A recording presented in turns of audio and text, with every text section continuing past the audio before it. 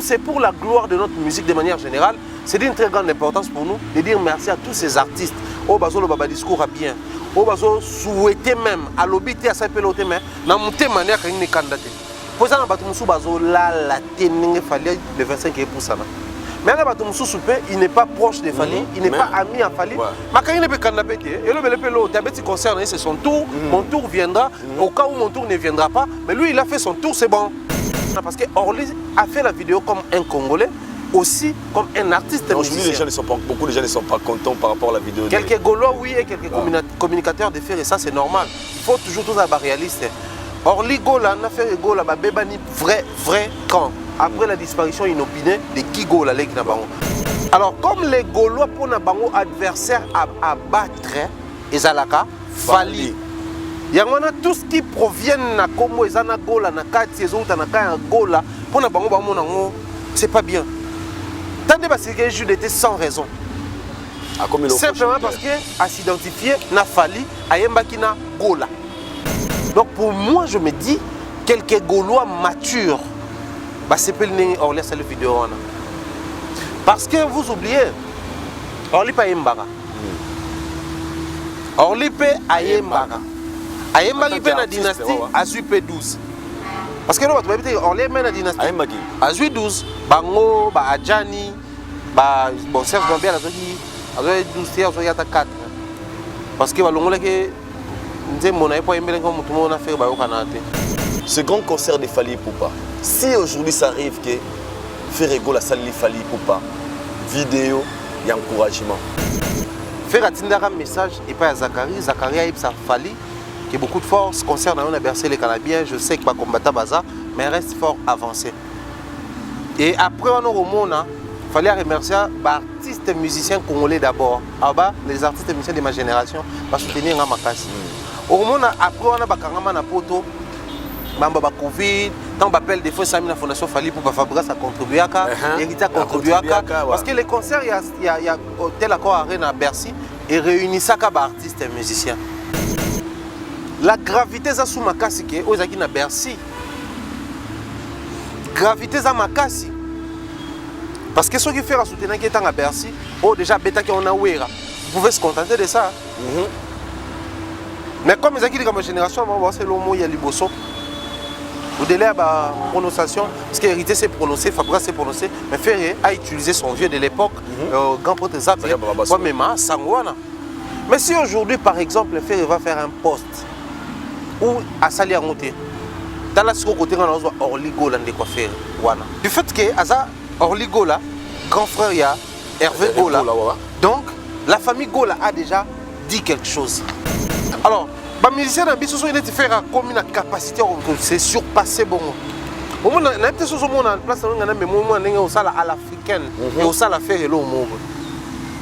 Parce que il a fallu présenter condoléances et pas à faire égale à l'africaine et ça le monde.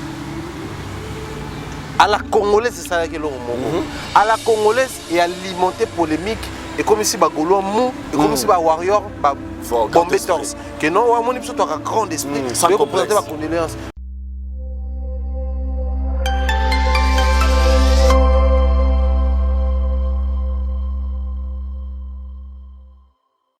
Hello, here everyone, to all warriors everywhere in the world. This 25th of November is going to be a history.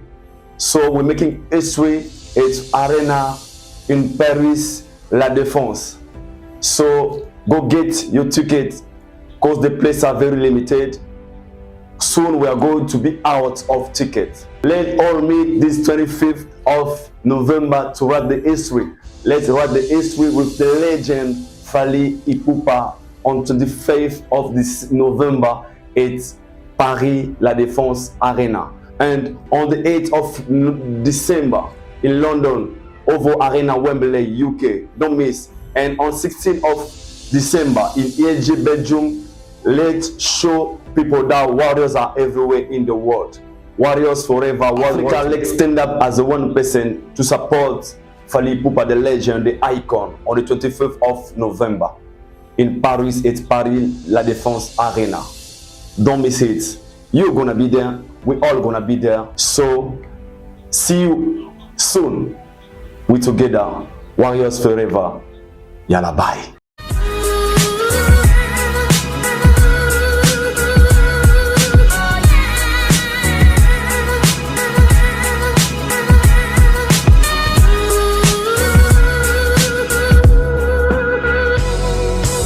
Toza bongo awa balandi boza kotala biso na dépôt ya Regel Group Investing et si karapi tolobara basalaka bongo pavé en plastique.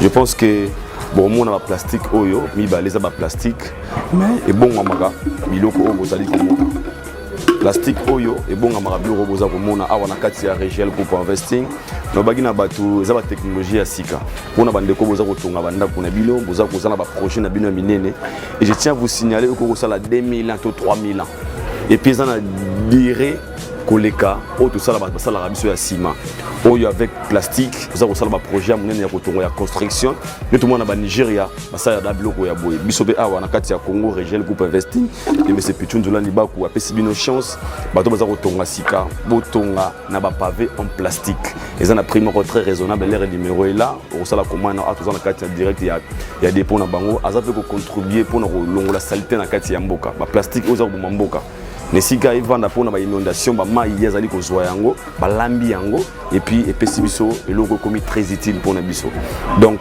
ndeko za kotala biso oza na projet na yo yeba ke solution yango yo pavé en plastique ezobeta plus de 5000 ans le numéro zawana benga et la suite bon pe sanga merci bon pe sanga raison encore une fois merci à Regel Group Investing de monsieur Pichunzula Libaku la mala mundelenga na ye na moni donner na zabo na terrain nanga fona uza batona biloko po na tonga ba pavé en plastique on est ensemble thank you.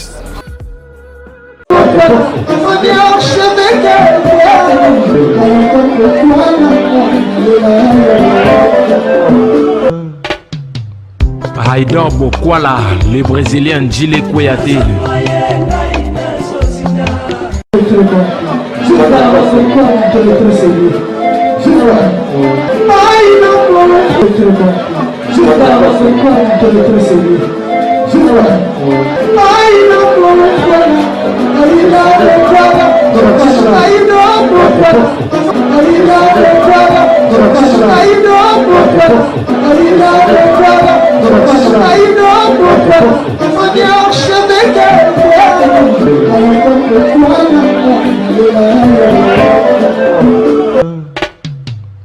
Haïdor Bokwala. Bienvenue chez Haïdor Show, chers internautes, vous qui nous suivez de partout à travers le monde. Bonjour et bonsoir. Nangonga Bozabongo Libaku, Yarota l'émission Nabiso Haïdor Show, une émission qui est présentée par le vôtre Haïdor. Yapembe certifié. Derrière la caméra, il s'appelle Jordi Futur, The Last Man Standing. Il est accompagné de Ken américains. C'est grâce à eux que nous avons une image de Kitoko. Un grand merci à tous nos abonnés. Au moment où vous s'abonnez à Haïdor Média Télévision. Un grand merci à vous. Nous avons appel, nous avons suggestions, nous avons commentaires, nous avons remarques surtout. Au Bossala Rabiso, pour tout ça, l'effort, il y a évoluer, tout le Sala Moussala, Ololenge et Sengeli. Aujourd'hui, nous allons parler des actualités aux dominés bon sur la toile. Comme d'hab, nous allons parler de l'artiste Fally Ipupa qui va se produire ce 25 novembre à Paris, la Défense Arena, jour J-4. Nous allons aussi parler de l'artiste musicien Ferrego aux États-Unis. Nous allons parler de Inosbi. Tous les artistes congolais. Parce que nous sommes là pour promouvoir rien que la culture congolaise. Un grand merci à nos sponsors partenaires, Regel Group Investing, de M. Pichunzula Libaku la Mundele, il nous suit, Père Barrel, Barrios, Nabarielodge, Moutema Nadej et Bokwala. Pourquoi pas aussi à notre serre, magasin exotique, trompette, maquette, il y a serre Nangaï Grasse Tedika, na arrêt métro Q7, na Villeurbanne, na Lyon. Si vous êtes à Lyon, ou bien à Villeurbanne, na arrêt métro Q7, au moins un magasin exotique, trompette, maquette. Ya sert na biso grâce tedika c'est gros zoma tembele ngai ndunda otolinga rabio ozango kuna kunutu toujours à l'Italie croisement Kalembele Mouchi boutique d'habillement à l'Italie Calzatori comme d'hab na imer ya kitoko au tout ça la bonne émission on a kasa Haïdor Média Télévision tout ça bon on a plateau spécial je pense que awa ce bon plateau oyo directement vous comprendra que Haïdor Bokwala reçoit pour vous Sugar Daddy comme d'hab vraiment tous à réciter to lambaka ambiance to lambaka bonne humeur. Tout là, ma information sûre pour vous communiquer, comme on va toujours vous communiquer sur notre devoir et votre droit. Je reçois pour vous Sugar Daddy Thierry Mumbaya. comme d'hab, Bobia Idor, pourquoi là, tant il y a Marachouga Daddy, c'est ça un plaisir parce que tout le monde a vraiment côté ambiance, côté humour, côté sincérité, tout dans le bar, ils ont le côté. Ça, vous avez aventure et talibino, ils ont vraiment Chouga Daddy à cause de là. Il n'est pas encore. Alors, on a bon papa, on n'a pas de famille. Mais au moins, commenter là un jour, on a bien Idor. Pourquoi présenter à Mombaya bon, c'est pas du tout bien. On a exposé Mouninga. Papa. Kolonzoto, Andimi, ala Chouga Daddy, on a bassé belé. On a 4 officiels. Premier bureau, deuxième bureau, troisième, quatrième. On a petit nez, là on a dépensé, mais on est toujours responsable de la famille. Na moi si na bananaï. Kolonzoto Andimi. Yo suis gozo yo côté là. Auto sur le banana et puis bah ton commentaire pour Asilika Guinée. Elle a des conseils. Na maramona. Donc ça c'est belle aquí. Zo wananganga. Yamba yes. Baba. Copine yanwana. Ali awana. Ali awana. Baba, c'est belle la été. Non mais Aïdor. Hey, Nzambe. Chouga Daddy, très bien habillé, frère. Ouais, merci, merci. Moi là t'es bien hein. Ah. Eh moi c'est dans sur le but Mikolo là t'es bien linga ngote. Ouais ni. Oh non, c'est que le bosso là t'es bien té. On me Il y a le bien sur le. On va ne Mikolo blamba sika. Rien, il y a bien sikata. Au bon magango. Après bimiga. Olembe bomba. Bomba. O bangala balwa bomba. Babé. Na sakola. Non mais c'est un plaisir. Bande retour voilà na episode de Pesi Mbote. Kinshasa après la pluie. Mais Likolo bo remarquer ils apna lumière autour de moi parce qu'il fait encore Likolo so yinda, on ne sait pas ce qui il va encore pleuvoir mais bon, le plus important pour nous c'est de pouvoir vous servir, tourner nos émissions, surtout la gaieté, to linga plus ça parce que ngala rapembeni donc et quand ils ont moto improvisé parce qu'il y a une actualité na bima mo parler à Idor Payemba mo na car de tourner na biso, ça nous facilite aussi un air frais na c'est abanzeta échangeur à bois na fikinte aizaka échangeur pour le moment tout moi comment qui fikinte ça fikinte fikine ça na commis en réalité échangeur ça limité fikine des ana fikine même fikine pas négal limité mais après bon échangeur baloba échangeur à lemba fikine peut foire lemba on ne comprend plus rien alors que quartier foire izaka na kata limité 15e 16e tu vois comme on a 18e. Merci Missa Fallo. Mais avant de commencer je m'irai pour tous les Congolais. Toi on a un moment il y a élection déjà au Yombo Canabiso. Tout qui n'a pas ponami kopona mokonza sika tout ba député à sika au ba servir biso pendant 5 ans na parlement par rapport à besoin de la population. Parlons d'abord na makambo ya ba élection za kolega. Yo tant que citoyen congolais, ozomona makambo za kolega ndenge nini. En tout cas, et comme on voit former quand les acquis liboso au départ c'était ba candidat président Ebele, pas plus tard qu'hier Tomoni Seth Kikouni quelques autres candidats c'est rallié na Moïse Katumbi au bakena ko ça je crois en Afrique du Sud pour na bango que ba confier la direction quoi il n'aime comme candidat et puis bango ba soutenir la banque et donc ça prouve que dès que zaki la muka tout ça et ça qui puis après la muka pe Panzani Fachake nanga mona comme président la muka pe ba continuer en opposition donc c'est presque la même chose ngapo nanga ezala 1000 candidats la présidence. Il y a 10 000 candidats à la présidence. Le plus important, c'est après, tant que publier, après la publication des résultats, c'est tout ce que nous cherchons. Après la publication des élections, nous voulons à ce que Kinshasa, comme ville où il y a toutes les institutions du pays, capitale Yambo Canabiso, la paix là. Facha Outé comme président Joseph Kabila qui a dit la même paix et ça l'a observé en tout cas après le 20 décembre tant que nous avons voté le président de la République na ba candidat ou ba député national ba provinciaux espérant que les candidats nationaux député national député provincial to voter le même jour espérant que tout le monde a paix pour na bande qu'on a vu sur la municipalité ou ba conseiller communal tout ça là tout voter pe bango pour que permettre ngana même ba équipe ya ba conseil communal wana ba voter bango penza malamu pour permettre des autres ming tout monde na ba commune na biso ezalate mais sinon Je sens que effervescence dans la ville Pendezali. Moi c'est autant le micro là. Au sentir. C'est vrai que ta vignette bazar, moi on a plein de mouvements ça parce que période de vignette bazar mi mate. Et puis manan. Pas bango. Bah tu peux me ça non quartier à un moment donné obimisa mais on sentir que embouteillage zakaka, ba raccourci sur ngozwa, bokanga makaka. Donc je crois que Kinshasa respire vraiment la période électorale. Autolinga batutu ba voter avec la très bonne humeur. C'est vrai que toi on a Mpiaka, toi on a Nzala, c'est vrai que Soué na biso ezali mboke bonga, mais il faut toujours tomi le belaka. Tant que okenda ko voter, ça moment où to ke poto zo mbongo. Moi n'attends comme mini, so ko ina député moko foliaye. Ko ina député moko foliaye. Mais ça n'est tango photo bongisa poto lia. Très profond. Ça dit tango toi na élection boyetne to sa propagande tu na élection ba olamba. Si vous avez un assaisonnement ya biloko, ya préparation biloko, et ça biso peuple. Biso n'est pas décideur. Donc tant que nous votons, au-delà de tout ce qui est comme discours politique, opposition après l'élection, au pouvoir après l'élection, mais peuple n'a conscience na aye banane ya voter, ya on déjà malamu. Ko la na député ka polia mbongo.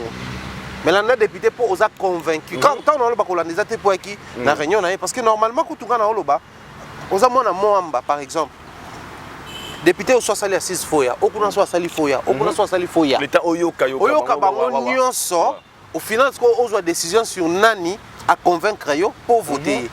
Ozana lukunga, ozana changu, yoka ba député tout, mais biso tozana ba député peut-être to proposer to que non so voter papa Guy Bompongo.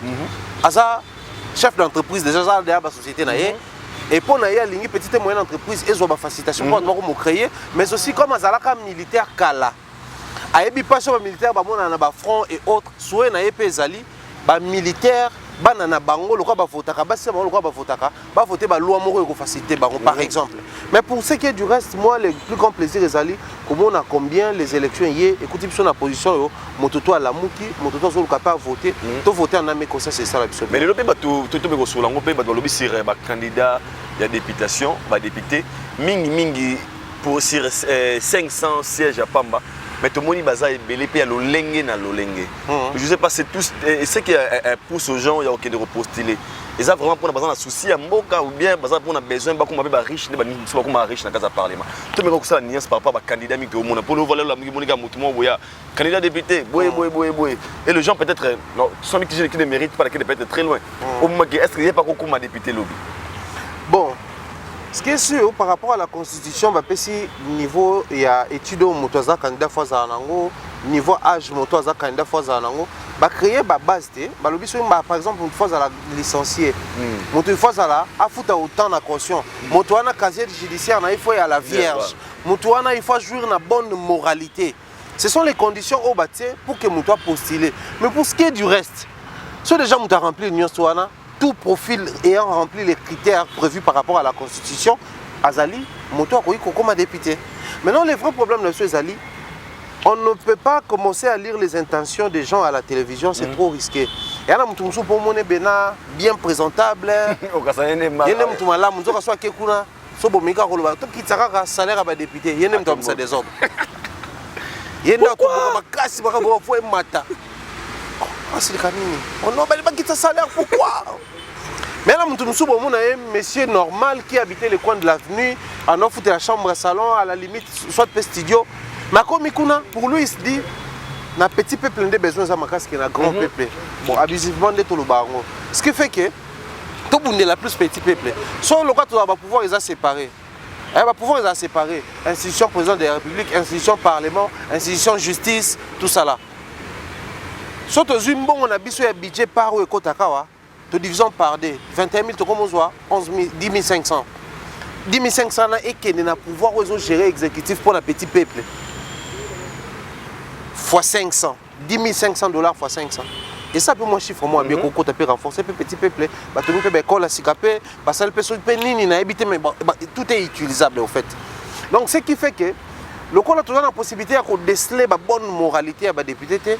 Total a profil na bango mais tous attend koya ke na ko na lobby maman soit zoya ko lamba le roi maman africain maman mundela zaka 5 grammes ciboulette 5 dani kuyaka café à soki ya huile nini boy mais biso la maman toki ka mungu abotanga simba tia biko ekoki na pondu azui mafuta mbila fungoli asoka soka ekoki akangi sans mesure hein wow azui matungulu ya kati yango tie ekoki atali pondu abi pondu to tango mbisa mai te bwana mungusu batie ekoki au lieu boy mundela zotuna c'est quoi formule vous avez utilisé quelle formule donc rien maman lambango boy na ingéniosité maman ye azuka maya moto atia bano ba la masango boy ti atika ngo toki aya furoli solo donc beaucoup vont regretter comment on a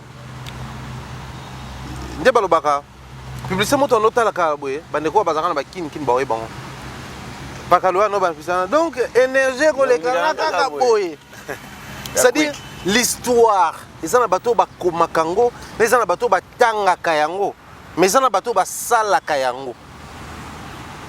Contribuer dans l'histoire, ceux qui vont l'écrire bako mentionner kombo na bino na kati bato bako tangango bako tanga kombo na bino na kati neto vandia si j'amène mon enfant ou mes enfants ici na kena bango pembe na esa bango ça c'est le mausolée bato na papa ça c'est le mausolée de qui? Ah non, de Patrice Emery Lumumba qui est notre héros national, il fut premier ministre, le premier ministre de notre pays, il a fait ceci, c'est le père de l'indépendance, tout ça là.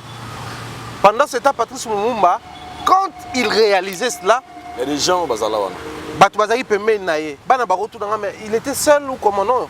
Il avait ses compagnons au Quito, ainsi de suite. C'est lui le leader, même si il a 100 francs, Patrice Emery Lumumba et ses compagnons. Bato ba andaki ko accompagner vision na ye. Mettons ba bando sala, ngizeka ka ba osana bango. Mais lelo yo bato ba komi bango, ba komi ba komo na bango tout. Bato ba so tanga bango, batangi ba komo na bango tout. Donc les gens qui vont écrire l'histoire de cette prestation de Fally Ipupa, ba komo ba komba ba tutu ba alaki. Les gens qui vont lire l'histoire de Fally Ipupa, ba otanga ba komo ba tutu.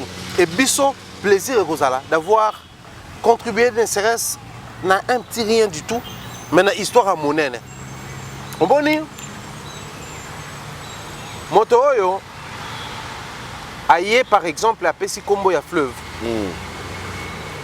na moto aye apesi ya msu kombo ya 10 ruisseaux to 10 rivières muta apesi 10 rivières apesi ba kombo ebele ya babisike ebele mais muta apesi ka kombo fleuve moko kaka et biso sikoyo to pia kombo to contribuer na composition ya kombo fleuve et c'est une grande fierté de voir que les gens de Kinshasa, beaucoup de personnes se sont vraiment mobilisés. Tant au monde a Vincent Fouti bien naé, Azui Visa naé, Mike Lokamba Fouti bien naé, Azui Visa naé akei. Bakei wana bakenda déjà poto. Mais okeno bakei wana bakei exclusivement pour ces concerts. Mike ava kenenga na zaki naé, tuzaki naé nayo, to soli naé. Abi encore non que concert a fallu ceci na zone.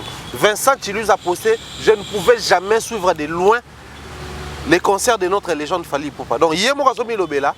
Donc on a la possibilité aux analystes, on a bien encore la Vois un peu combien les gens sont mobilisés, motivés pour ces grands concerts.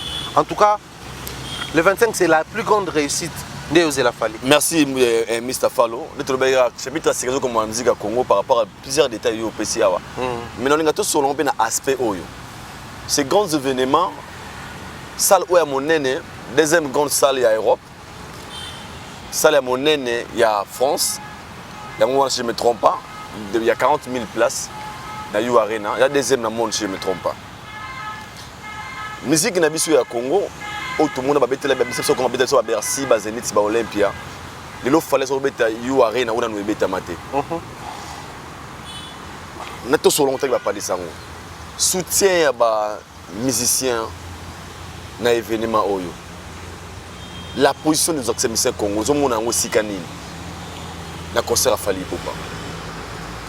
Bon, en termes de soutien, il y a plusieurs aspects à soutien Zalara. D'un côté, il y a ceux-là qui se prononcent publiquement, sachant qu'ils ont des fanatiques, au baroyate, mais il veut à ce que son message, et ça a un message, il y a qu'on unir bateau, il y a qu'on réunir bateau.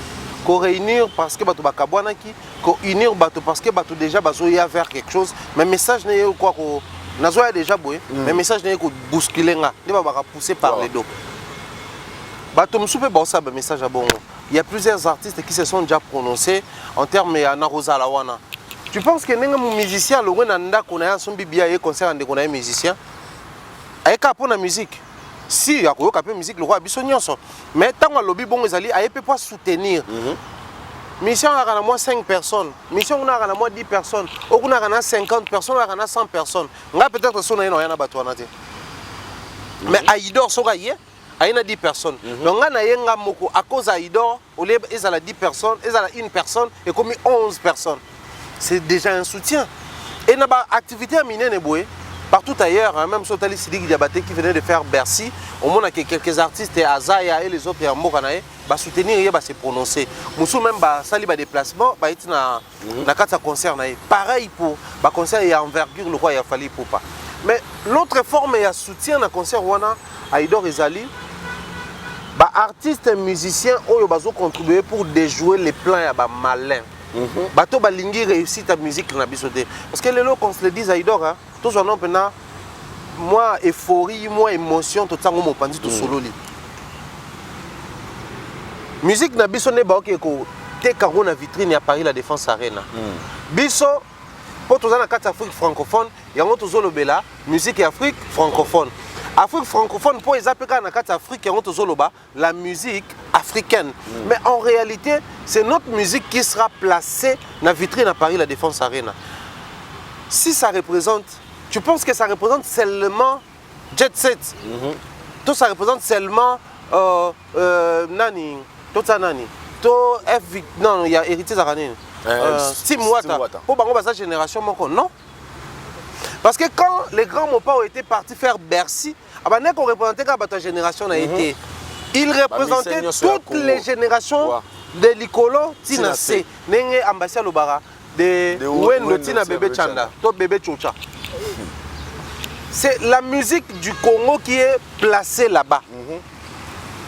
Et moi je crois, tout artiste et musicien comme on a par exemple, que non, Fali pour Linga Beta, mais on a été dans la position de Loba, que boya na concert à Fali, boya ko tsaye maboko, boya ko soutenir. Mais dans la possibilité, il y a contribuer de manière stratégique pour que le plan machiavélique et le combattant se réalise, je peux le faire. Qui sait? Papa, il y a des artistes qui sont banda graduellement, zomata. Mais il y a des artistes qui sont banda pas télémé, et puis et fait boum, rang à bandi maman. Moi, je suis fan de Aboué. Soit héritier qui est Olympia, tu es na Zénith. Soit petit Zénith, tu es na Bercy. Bercy, tu es na Bassal, tu es malem. Mais ça, il y a Félix Oazé, quoi. À l'église orchestre, à sali ba musique tazo matamale malembe to yebé maman na tétragramme succès manka c'est na signature à kepa beti pe Zénith batum suba OK bongo j'avais dit l'autre fois l'émission tout ça là qui les systèmes congolais ont emprisonné biso a ngana ko beta Bercy te mais ba congolais to ba talboso to beta Bercy en Afrique francophone ton Afrique non il est grand temps de se placer le quoi africain Sidi qui n'a pas voulu vérifier africain ni na liboso beta ka. Le roi Salouane les appelle ça le spectacle, la musique tourne aussi là-bas. Je dois travailler les côtés fanatiques, la base et tout le reste. Son Monique Bamati, je vais jouer là-bas. Il a fait carton, hein?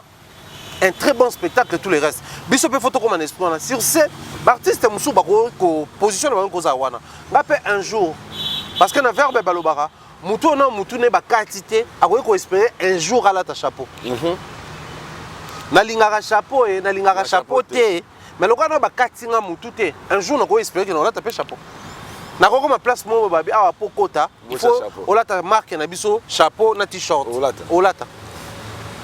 Donc, mouto nanu a koufité bien kaza nanu vivant, le quoi artiste musicien, a ko espérer un jour à taper concert moko. Si pas Paris la Défense Arena peut-être un peu Bercy, peut-être un peu Olympia.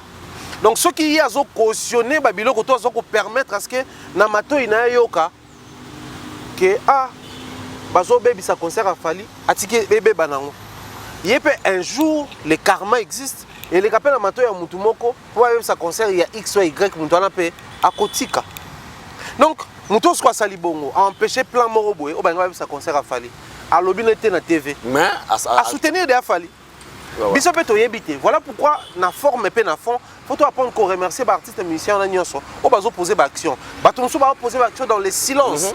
Moi je connais des gens qui posent des actions vraiment dans les silences. Moi je connais des gens, si tu as les bugs, il y a commandé qui 10 billets.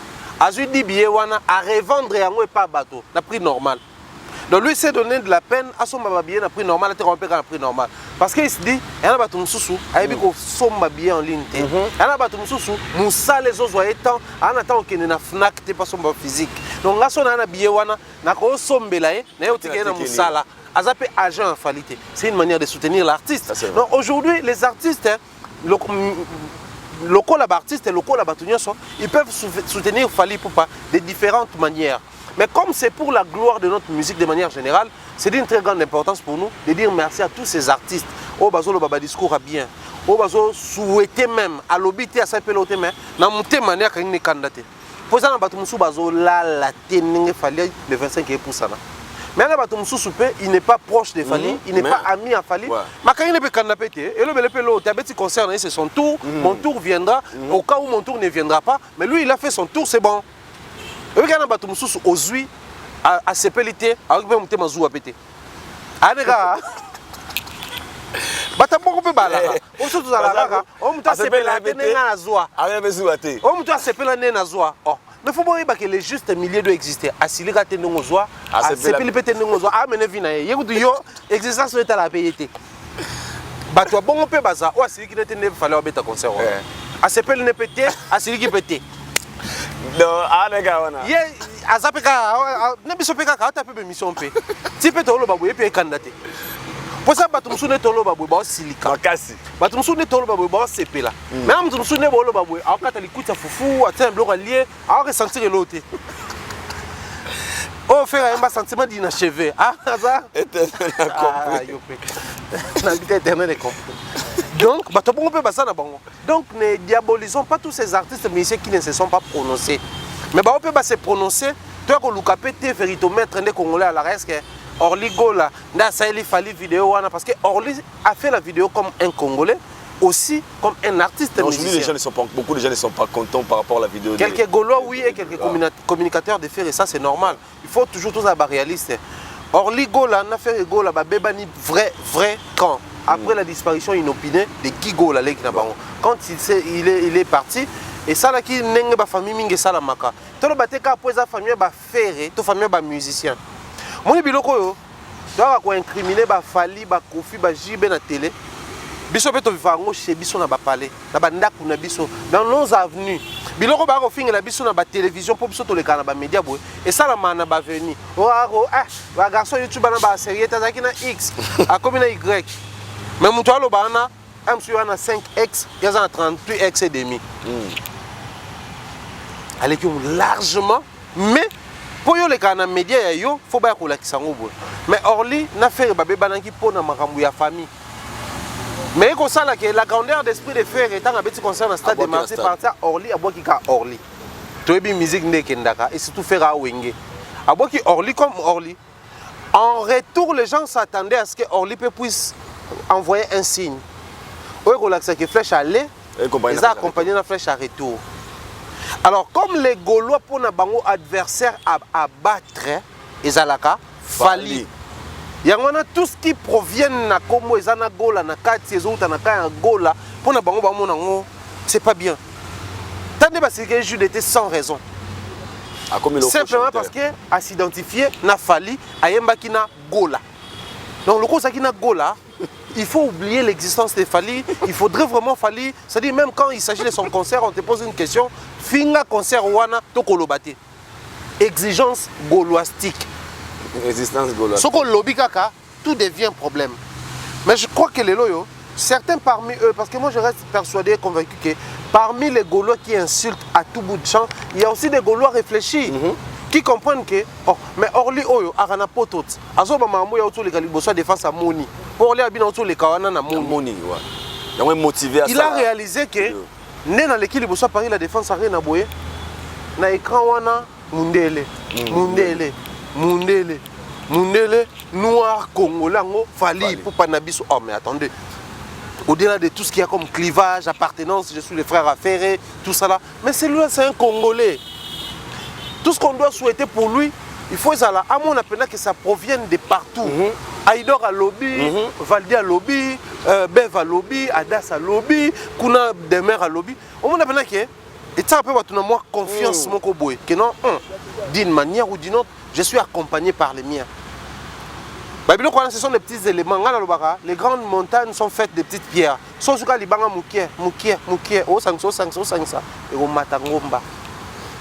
y a Orligo, il y a Aïdor, il y a Thierry Mumba, il y a X, il ainsi de suite. Donc pour moi, je me dis, quelques Gaulois matures, c'est pas le Orly, c'est la vidéo. Parce que vous oubliez, Orly pas Mbara.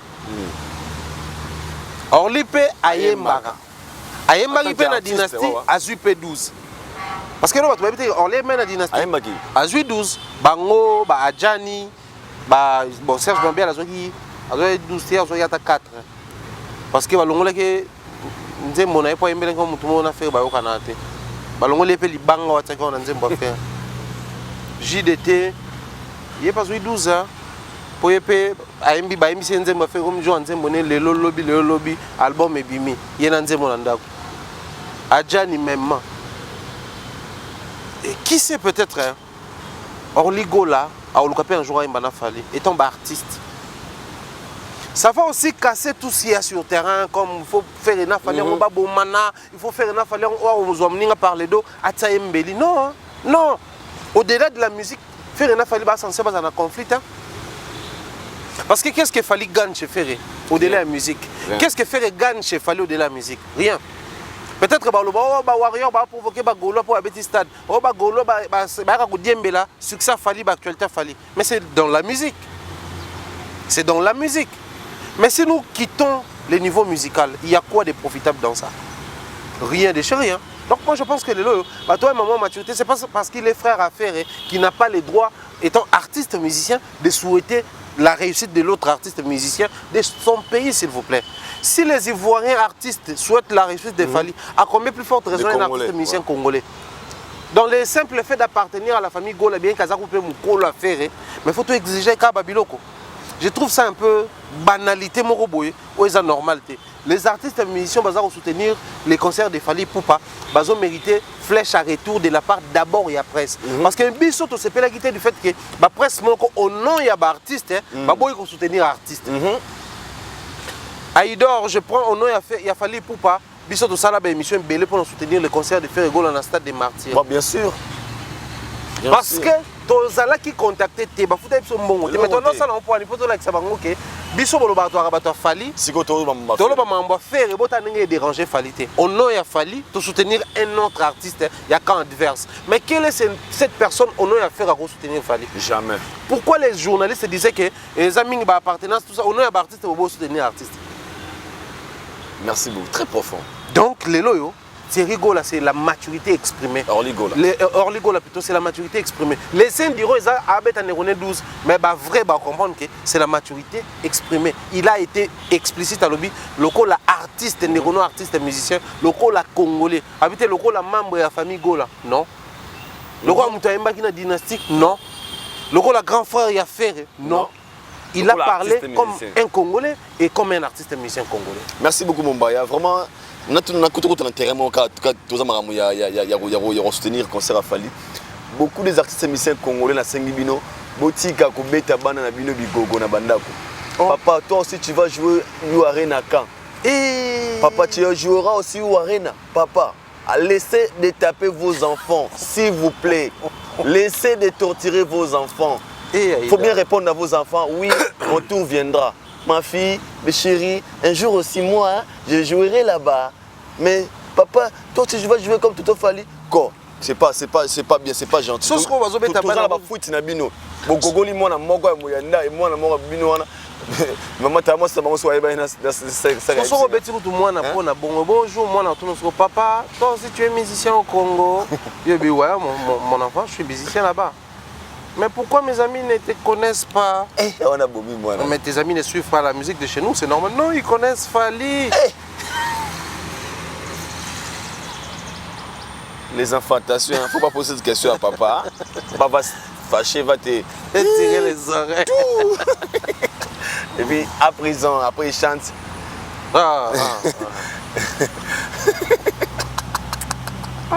La chanson, une nouvelle chanson.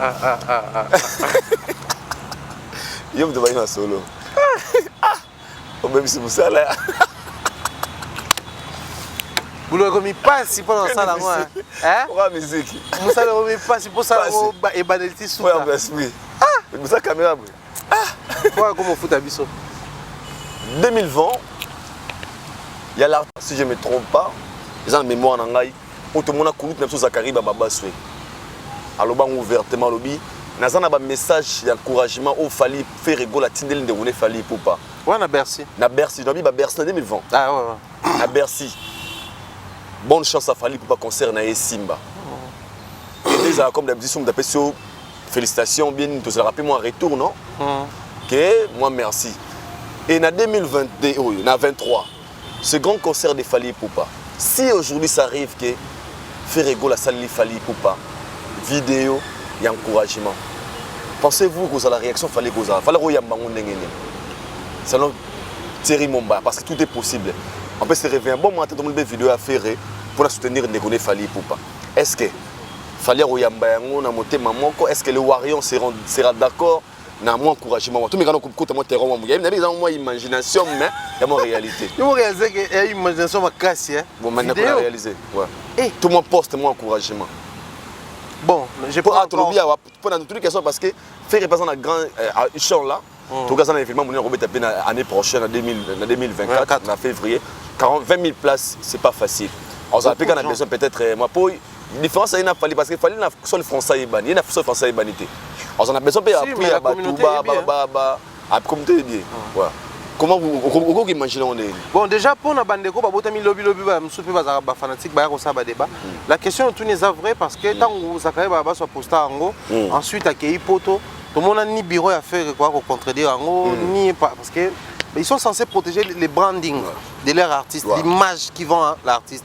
Donc si on a dit que le bel homme est en côté, faut pas contredire. Aucune fois tout le monde a contredit que non Zakari le m'a mbalokuta faire atteindre des messages tel côté. Donc c'était vrai faire atteindre un message et pas à Zakari. Zakari a ça Fali qui a beaucoup de force concernant on a bercé les Canabiens. Je sais que pas combattre Baza mais reste fort avancé. Et après on a au monde il fallait remercier les artistes et musiciens congolais d'abord. Les artistes et musiciens de ma génération pour soutenir Ngamakasi. Au monde après on a Bakangama na poto. Mamba ba Covid, tant on appelle des fois Sami la fondation Fali pour Fabrice a contribué à ça, Héritier a contribué à ça parce que les concerts il y a Hôtel Accor Arena à Bercy et réunit ça comme artistes et musiciens. Et ça qui est une belle manière en fait Hôtel Accor Arena et à l'okola Stade des Martyrs. Paris la Défense Arena et à l'okola Bercy. La croisée on doit comprendre difficilement. Hôtel Accor Arena et à l'okola Stade des Martyrs parce que Fali c'est le tout premier artiste de la génération 5 à ça là, Hôtel Accor Arena. Fali c'est le tout premier artiste de la génération 5 à ça là, Stade des Martyrs. Et ça qui a une émotion moko, c'est-à-dire c'est quelque chose artiste de 5e génération tout va venir au Tala. Est-ce que Simba? Oui, parce que va baptême sur bois côté hein. Au monde hein. Est-ce que au Simba? Ba nota la Fali bon, ne pas nota dans Stade des Martyrs. Tant que ba Simbi bah Ndepé stade de Simbaki, baye, ndepé hôtel Accor et Simbi, au monde qui bande comme Soussou, bazoya quelques années après. Maintenant si koyo Paris la Défense Arena et à le roi Bercy, n'a utilisé Bercy pour année. Parce que tant que mon père habite à Bercy, il a quitté bata génération né. Il a mboka mobimba. Ba artiste mo kili mobimba mboka oyo, ba vandi ba hôtel mutu mboka na soko ke beta place munene boy.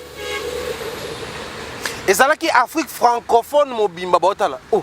Artiste francophone pas quoi à place à boué. Baotala. N'est moi peut parler la Défense Arena. Ça dit moi quand même mon bimba. Baotala. Oh est-ce que Congolais on peut place à 40 000 places. Ba francophone baotala. Oh en dehors il y a anglophone, biso peut pas francophone. Tu peux taper place à boué. Donc jour où on est aux ala, artiste musicien congolais tout. Ba africain francophone tout. Ba fan de baotala. Comment Fali va s'y prendre pour réussir ces concerts là. Ensuite, allez, on peut pas se lancer. Maintenant la gravité za sous makasi ke ozaki na Bercy. Gravité za makasi. Parce que ceux qui font soutenir qui est à Bercy, oh déjà bêta qui on a ouera. Vous pouvez se contenter de ça. Mais comme ils ont dit que ma génération, c'est l'homo il y a liboso. Au-delà de la prononciation, parce qu'hérité c'est prononcé, Fabrice c'est prononcé, mais Ferré a utilisé son vieux de l'époque, grand prêtre Zap, mais si aujourd'hui par exemple Ferré va faire un poste ou à Sali à monter, dans la côté on a orligo dans des coiffeurs, voilà. Du fait que Asa Orly Gola, grand frère, il y a Hervé Gola. Donc, la famille Gola a déjà dit quelque chose. Tolo Barande, tu vends toi ambassadeur Yaba, famille Nabiso. N'est Orly Gola Lobaki positivement, non on a polémique positivement, il est ambassadeur de sa famille. Il a démontré que sa famille a une certaine grandeur. Au-delà de tout ce qu'il y a comme problème, clivage et tout, je peux soutenir un artiste musicien qui est de la même génération que mon frère. Simplement parce que Orly peut-être a vu loin. Si faire le fait aujourd'hui, ou si faire le fera, faire ça les vidéos, à soutenir Fally Ipupa. Pour un concert à Hôtel Accor Arena. Bassesse, toute grandeur d'esprit. Oui, il y a une bassesse. Banane. Bateau, basa ya wenge. Bateau ba fingi bill po alobi l'autre mais bateau babiki aoza na concert à Fally. Bateau ba fingi juste d'être pour s'afficher na Fally. Les mêmes personnes vont insulter Ferrego là. Mais ba ko lobane boité parce que l'équipe a un succès. Ba les Canadiens ba kendo sala o ba enregistrer ba audio.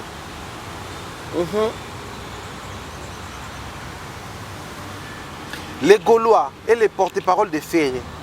C'est vrai que le roi n'a pas commenté rien, on s'est monté chez ta la tête. On comprend le mot que tout chemin mène à Rome, oui, mais il y a des raccourcis et des détours. Tout chemin mène à Rome, oui, mais il y a des raccourcis et des détours. Il y a un bima, il porte ça. Mais si on a quelqu'un makuna, non, il y a un awa. Banzela n'a pas de awa.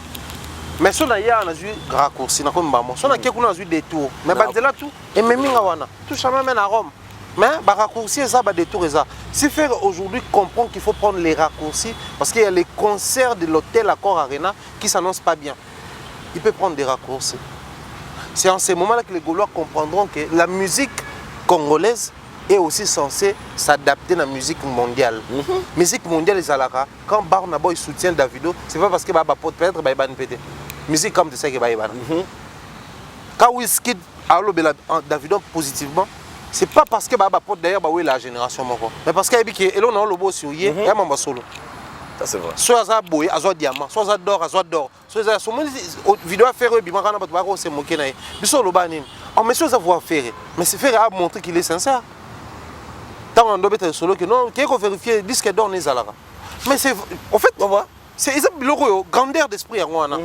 Puisque il y a des gens qui sont TV dans le Bélan, mais tant que tu es solo, tu peux faire avaler le non.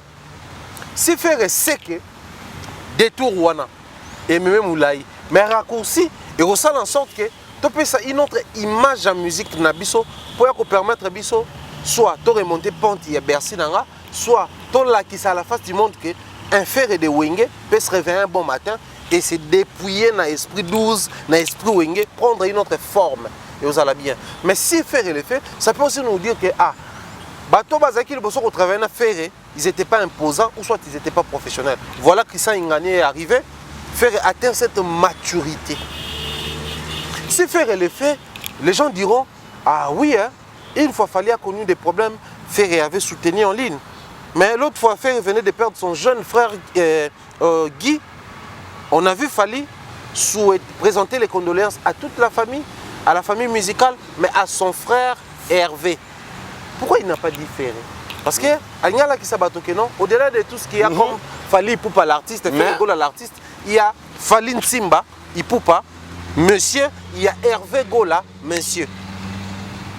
Qui doivent être compatissants, qui doivent être compréhensibles, qui doivent se connaître, qui doivent s'accepter l'existence. Qui faire ça citoyen congolais dans mon pays il y a Ferré. Chaque fois Fally va en Côte d'Ivoire quand on montre la photo de Ferré, il ne dit pas que je ne connais pas les gars, il reconnaît que c'est Ferré l'artiste de mon pays. On montre à Ferré la photo de Fally, il ne dit pas que non le monsieur, je ne connais pas, non. Clairement c'est Fally, l'un des pionniers de notre musique, il est de ma génération, il fait bien son travail. C'est vrai quand on revient ici à Bamvoutman, à Bissopé, à Awa, peut-être un peu Salara. Mais on a une émission depuis un moment dans prêché bateau. Tobima na esprit qui congolais ont emprisonné biso.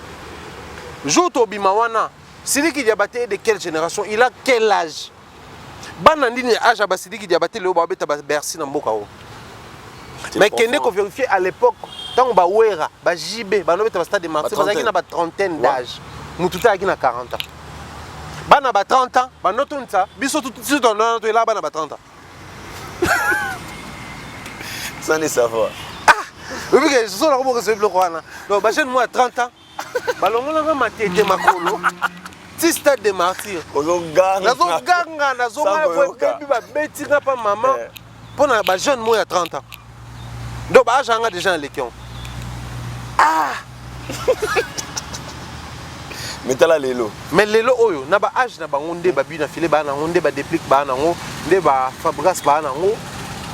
Qui d'autre to kozo ba Robinho Mundis ba na ngo. Mais nde ba zawana même tata Raphaël no ba betité. C'est malheureux hein. Na ba âge wana ba wera ba no beta Bercy. Âge Sidi ka beta la Bercy parce que Sidi ka s'est placé à jouer à tel rôle là, vieux mot na biso ya Congo. Tu as joué le roi artiste africain à cet âge. Mais est-ce qu'il y a quand même des artistes en Afrique qui ont fait Bercy à en vérifier. Mon père a un âge autant. Ah ouais, âge. Mais il y a des aînés dans la musique africaine qui ont fait Bercy à cet âge. Hein. Moi, je peux les faire. Alors, moi, quand il carrière n'est bon. Mais bien sûr, ça va venir un peu sonner, basala tout. Ça va venir un peu à mon pao. Ça va venir un peu à papa chéri. Yo, si au bien vieux, à cet âge-là, tant il y a bêta qui me connaît déjà. Oh, ça a rien. Non, ils ont remonté les temps à l'époque où on a petit un peu à bêta Bercy lobby. Pour eux, c'est déjà mon coloné. Mais nous, on n'a aucune base, pas de chansons mythiques, pas une carrière alléchante, rien de rien. Alors, les musiciens ont besoin de faire comme une capacité à se dépasser, pour se surpasser. Bon. On a des choses en place, on a des moments à l'africaine et au salle à faire et l'eau. Parce que il a fallu qu'on présente condoléances et pas à faire égale à l'africaine et ça et l'eau. À la congolaise, c'est ça qui est le mot. À la congolaise, et alimenter polémique et comme si Bagolo mou et comme si Warrior bombé torse. Que non, on est plutôt un grand esprit. Sans complexe. La condoléance. Bagolo ouais, toujours quand même payé à Fali. On a banda de Longwe, PD Longwe, Fanny, Tantine Fanny et Longwe. Ils ont un peu Fali.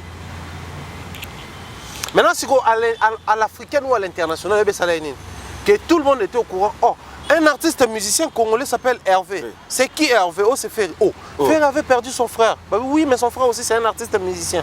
Ah bon? Ah oui! Il commence maintenant à rassembler les images. On a vu aussi à Salfo présenter des condoléances lors d'une émission chez RTI. Ah oui, ah oui. À l'africaine, va comprendre que Congolais m'a koufeli, mais Koufela n'a permis de découvrir le vrai nom de Congolais. Mais awa, et comme si on Sony, c'est bombé torse. C'est vrai que polémique dans ce là, mais tant que tu as visé Pelibanda, tant que tu as fait un peu mata, ça peut niveau mon affaire n'a fallu. Parce que niveau on peut la grandeur à l'africaine, c'est-à-dire qu'on s'est surpassé. Ngai fait rigolo à soutenir les concerts de Fali Poupa. Je normalise ça. C'est vrai que les banques ça va gaulois, mais je normalise. C'est vrai qu'ils sont profitables, je normalise parce que il faut rien balobaraboué. C'est l'homme qui fait l'homme. Au moment banyama baleka biso na bomoto biso to leka banyama na bonyama par moment so yena ba zone désertique okuta yana banyama muso bazaka na lokwa ba meme o bazaka ba poil ebele wana o basala biso ba lin bani so boni moye bimi makasi bayaka base ba temi lokwa ba classé ta ba temi wana ombre na ye e bombi muninga na ye ombre okuna e bombi muninga na ye ombre okuna e bombi muninga na bomoto mais na kasa banyama soki lokwa na dessin yo kenda ja Dubai oyebi na moi zaka makasi na mpepa moto na butu malile yaka ya makasi so malile ye makasi ba pusani ba kangami po bana ba fourir na nzoto moto o chauffer kuna moto okuna chauffer moto o chauffer banyama bana bo moto na kati mais biso sko bato so faire à sali vidéo pour soutenir Fali bato mo remonta la vidéo a 12 théo à soutenir Fali na nene ba ko kuna soutenir pour ani esprit wenge a sopani biso la ka boete bonyama kata bo moto to kuta ka bonyama c'est des fois. Mais moi je pense que la musique congolaise mérite ça. On n'oblige rien à faire, on n'oblige non plus rien à Fali. Mais je pense qu'à un certain niveau de la vie, la musique congolaise mérite ça. Qu'est-ce que faire a de plus qu'à eu le long en termes de carrière?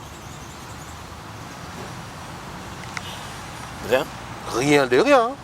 Papa, en termes de popularité, nombre de prestations, la visibilité, les respects qu'il a à l'extérieur, mais aussi la puissance qu'il impacte dans un pays étranger. Il n'y a aucun pays étranger où Ferré est plus puissant qu'à Awilo Longomba, un pays étranger, tout à Nigeria, par exemple. Mais Awilo Longomba, il s'affiche avec Ferré, il s'affiche avec Fally, il félicite Ferré quand il fait quelque chose, il félicite Fally, il chante avec Inosbi, il revient, il figure lors de la soirée à Fally, à côté Kuna, à Kekuna, à Yembina, à sa clip Inosbi, à Zongibwe, Bazo inauguré Fally, ce qui est roi Deni, à Yeli Soussou, et l'on l'a réuni. Est-ce que les musiciens ont plus qu'il fallait comme une maturité ou une matanango? Pour ne pas génération, il faut pas comme nango. Parce que la génération, on a peut tout le monde, à part surtout le repas, il s'affiche avec la Fally Alobaka. Lui, c'est la superstar de notre pays. C'est lui qui nous vend. Mais quand il est avec Ferré, c'est parmi les meilleures voix de mon pays. C'est un bon artiste.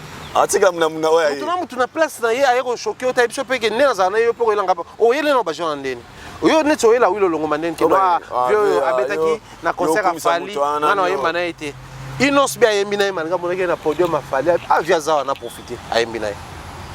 Vieux a hier soirée a Fally ici bango ba proposer yé ba salela album il y a vieux titre album on se nini Made in Congo. Ba to salela on c'est la famille balumi bango ba composer musique bango ba salela ba su guna à nouveau pour ba kola na musique de kuna mais ba su guna à nouveau tant on na scène à Fally. Ba comprendre que pour vieux Awilo Longomba na scène a Fally na Kinshasa même quand ça na stade ah mais c'était énorme hein? Et donc tout ça et Longola Awilo succès katé maintenant il faudrait tout ça na bateau la nouvelle génération ba légende il y a ba Fally ba faire les autres et ça ba légende lokwa ba Awilo Longomba lokwa ba lokwa kanza to ba légende lokola o bière brune o biso vient na biso o ba problème ko chodine ba danseuse ou ba porta ko ba plainte ou ba na ba petit presque tout so beba na bango. Mais je crois les loyo nous avons l'obligation de gérer les choses autrement. Fallait qu'il y ait un foi par rapport à ba discours il y a Quadra mambo belé maintenant Quadra ko fait les maman il a quitté Kinshasa à qui Europe pour assister à la présence physique physiquement ça qui wana physiquement. Au-delà de tout ce qu'il y a eu comme problème, on a vu mon père courir vers Ferré. Bato bele ba banga mon père ta vers bango. Mais Ferré tant maman sia koufeli ça ni. Aïe. Et biloko yo moyennement to senge kota na musique na biso et s'installer et fanda. Si les concerts de Fally il y a 40 000 places et qu'on même biso tout monde a facette wana ya Ferré. Où est le mal? Et attends. Les mal les accords na bateau tout situé tout identifié. Donc pour moi je crois que le plus important c'est ça tout ça qu'on vivre les lots.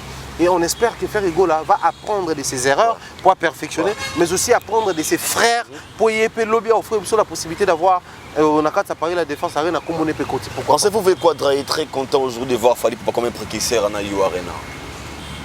Bon, avec toute sincérité. Viens d'abord imprévisible, on mboka momba. Na ba Fally na ba kusa na ba soleil ba ebi. Né moi aloba nzembo ngoli. Viens imprévisible. Notre vieux a une manière assez bizarre d'exprimer l'amour comme tout Congolais. Il passe tantôt dans une émission ici, là où il dit mais si on va un musicien au moins, on a un stade de martyrs, on a un musicien qui a Bercy, au moins, on a un Bercy, n'est-ce pas une fierté?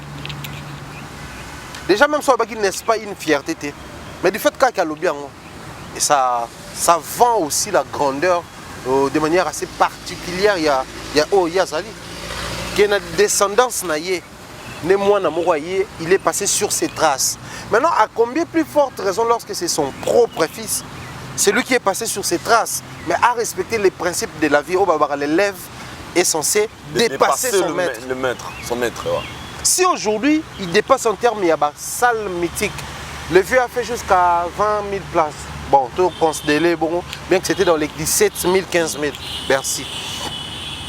Ça prend la forme de 20 000. Bon, je dois passer par les traces, sur les traces de mon papa. Il est passé par là. Mais après, en termes d'honneur, le roi Michel, il y a Fally, il y a faire différents Inosbi, parce que Inosbi va quitter la descendance à génération. Autour du non, à ça l'honneur, il y a aucun serait-elle non. Mais Fally, en termes, il y a musique, Toroloba, il fait l'honneur, il y a quartier latin. Preuve, au moins, ba jika mpe la mikolo to ba autour na ye ba master na ye ba Gibson Butukondo ba autour na ye au moins ba master na belé ba vient na ye Sam Chintu ba te belé ba autour na ye parce que pour la bango ils se disent au-delà de tout ce qu'il y a comme fierté congolaise, quinoise, ndaloise, africaine et consort, mais c'est d'abord une fierté de notre clan. Nous sommes tous unis ici na clan wana. Bon, ce qui botongi pont hein na mboka boye na mboka mo boye boye tonga pont to boye ta courant to mai eau potable vraiment chef coutumier sepeli te mais mboka mbe sepeli ba se contenter ka pour chef coutumier sepeli te pour ba tsate to bude mboka sepeli c'est bon net hein on a consolé te moi ba makoki tout ça là tu viens dans un village tu te dis ah les gens souffrent ici hein aux ba mesure hôtel bango mai hôtel bango courant bato ba komi na courant ba komi na mai bato ba nobela ba maladie si parce que comme consommer une eau pure et potable so chef a sepeli te que peuple na ba sepeli yo comme maman ah chef a sepeli te population nga c'est pas que bato ba sepeli si ko compter nombre ya bata clan quartier la te ba sepelande ba mona fallait avant ça va au mona ke ba déjà belé ko le cavier donc c'est bon déjà via sepela a sepela te c'est bon. VACP là, c'est bon. C'est très capital. Mais je mérite aussi si je peut-être à Souka Kanakatsa Yo Arena. Le 25 novembre, Yo Arena, tu vas partout pour Nabaya, comme ma histoire, Nabango ensemble avec Fali Poupa. Tout me reçoit sur le plan sécurité. Tout le monde a plusieurs émissions où Fali Poupa, déjà moi, na répétition, gendarme, la police, boué. Et sur la moi, couleur, il y a sécurité. Et pour les autres, c'est aussi une manière. Il y a ça va combattre moi c'est mon qui va prouver la police ou bien c'est le message qu'il fallait faire juste annoncer na bato ba linga o ba ya concert ba la assurer que sécurité aux ala le message n'est pas par rapport à ba soldats ou afficher na bango. Sur cette question je reviens tant dans le Belara un fallait que je connais un fallait avec qui je parle un fallait très positif qui est un capitaliste mais je te dis pas en termes de son travail. Il voit que les intérêts à Moussanaï, la perfection et la réussite à Moussanaï.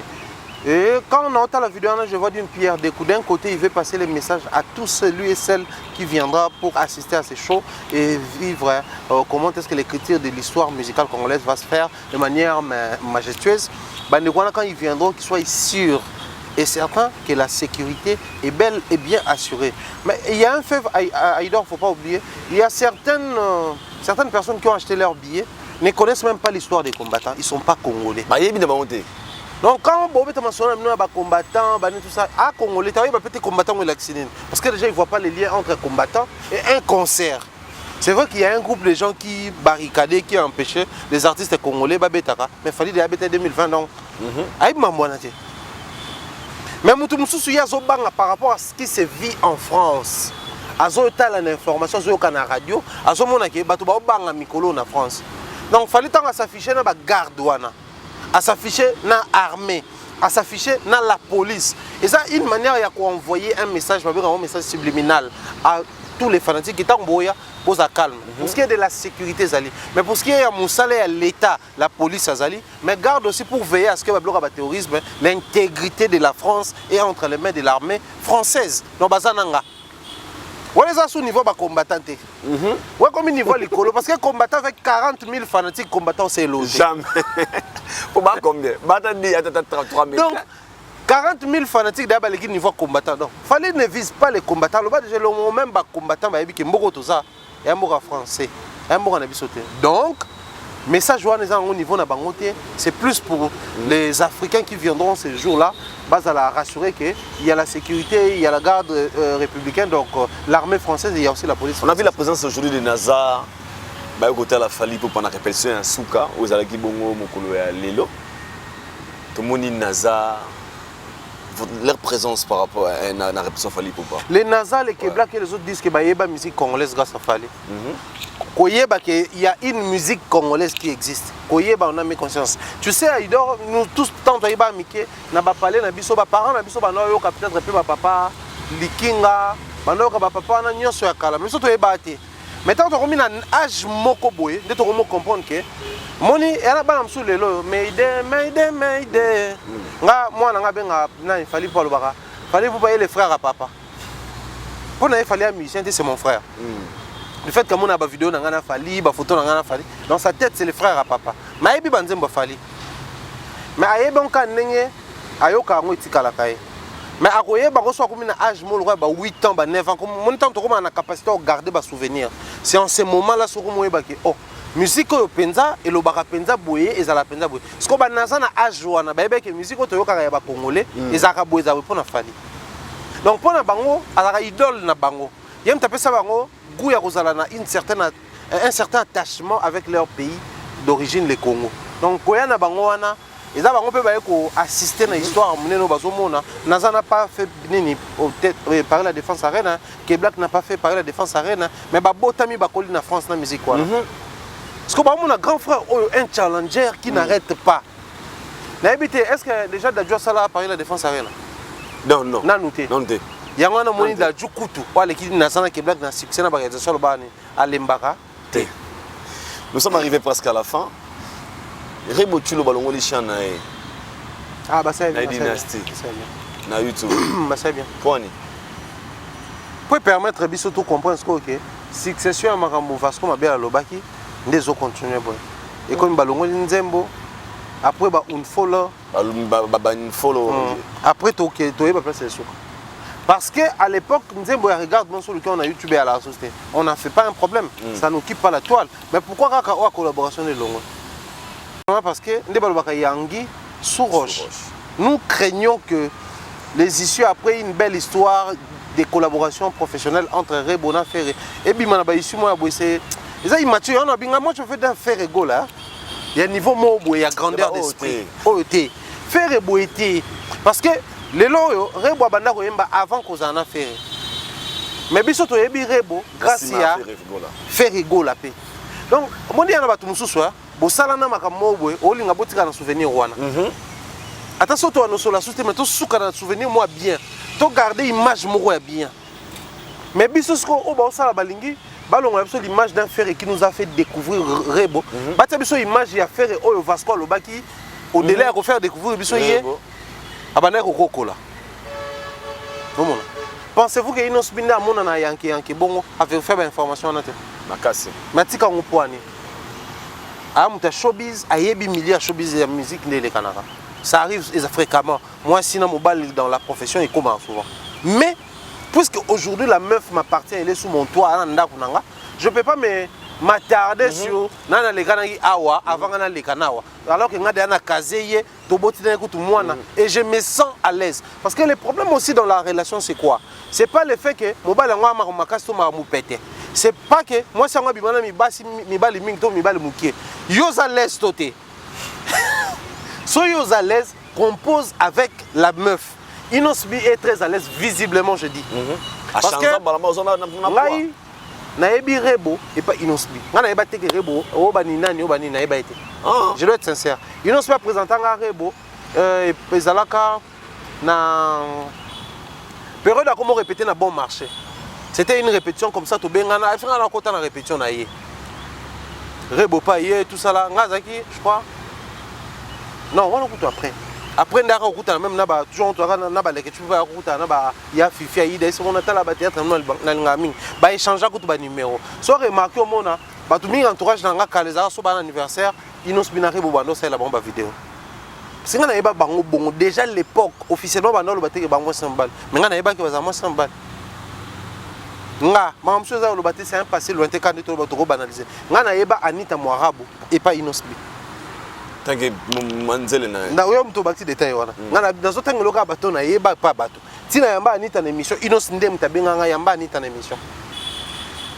wana Anita awimba de ana fali na est victime ngana ba blom so esa ngana zala so ba no longa ba to ko ate na bo frère na bomba ti ba anniversaire surprise Inos ba mambo belebele à l'époque et dans tout ça ceux qui pensent Inos Bi après avoir collé Kanabanzele belé peut te ba néon sa côté kuna moi tendance à la moi serre moka ya côté kuna maye penza na mukaji national boy avant na Rebo na du haut de son succès obi combien de mibali na abusé dans mois demi o ba l'équipe ferré o ba linga Rebo toi tu penses que Rebo a habité son atiki Inos Bi na comme na ministre oyo na un sous sénateur oyo vi na ngape comme na niveau mususu mais Rebo pas ebi ke nganem na poni pe non seulement navanda na Inos mais na bota kutu pe na ye aboti pe azana mwa muke so comme un peu na ba trentaine quarantaine donc ba moi à perdre un peu mon espoir à vie mais ça ina na ba vingtaine donc un peu ko bota te azeli pe asa no carrière na ye très profond Inos bi wana pe mine de rien tambola pe moi Afrique muke ko pas que petit wana awa kan to benge petit les Libanais na ba sermo ya ba Tanzania na ba Zambia wana ye pona Inos bi kaka. Et il peut bien peu bon la structuration nous autres, mais il peut na ba paquet. Mais quand Inos bien poni rebo, c'est hasard hein. Donc ça dit bah moi balé déjà bazala bien. Au lieu tu ya faire ba comment ko mema ba bloc wana qui non faire longola nzembo pour ya ko alimenter sous toile. Allez ba golo tu ba comment faire Inos c'est de la bassesse, faire n'a pas besoin de ça. Or faire a besoin de faire la promotion et tout le reste. Donc je pense que Lumière Réseau travaille au Bissau. Merci beaucoup, nous sommes arrivés à la fin. Nous sommes arrivés à la fin, Mr. Fallo. Comprenez, nous sommes le mardi 21 novembre 2023. Nous sommes à Kinshasa. Tout ça, nous sommes à Bino, même coup Boutou. Jour J, mon 4, You Arena Paris La Défense avec Fali Poupa.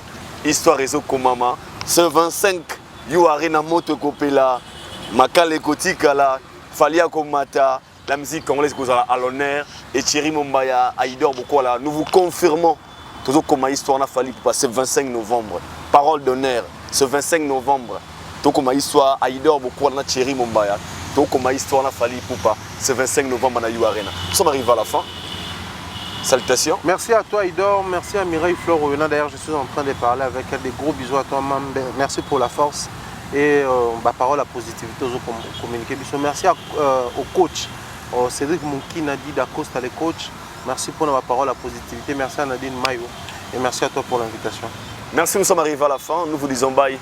On se retrouve au prochain numéro. D'ici là, portez-vous bien. Allez. Réglé.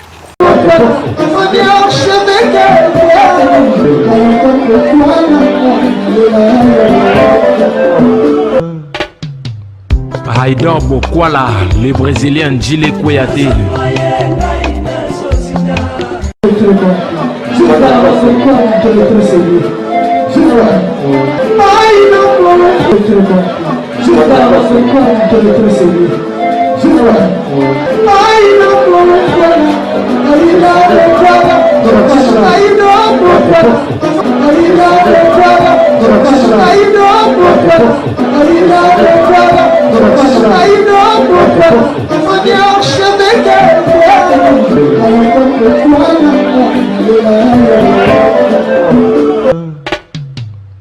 Aïdor Bokwala.